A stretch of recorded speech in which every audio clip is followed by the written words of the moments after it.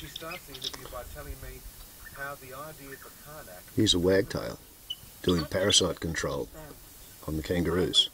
To school, I went back to school with a philosopher in the 70s, in the early 70s, when this Cute little wagtail. was called Veggies, and it was sort of expounding ideas about how the planet was going to change and how we'd all got a job to do and we better find out how to live properly, you know, on virtually nothing, and how it was going to...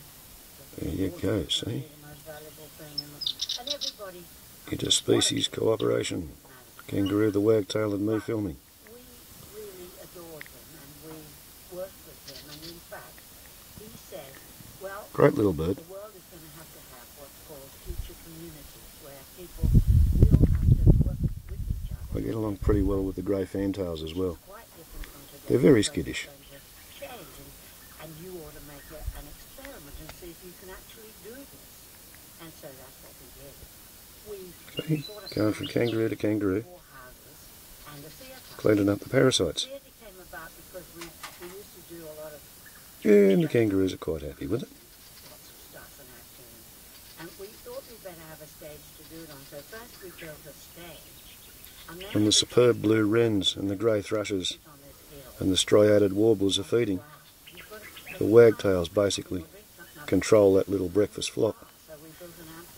They're very bossy little dudes. I think that epitomises your background in performance, if I may say, because the first thing you thought of was not accommodation or food, but the place where we perform, and then you work backwards from there.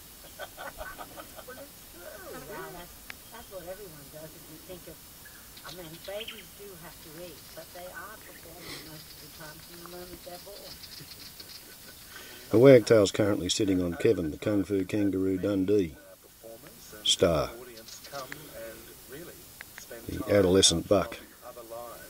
In the background is his auntie, Whitetail, and his cousin. I haven't given her a name yet. Always sort of tangentially arrive for it, and then a door opens and so you go through it.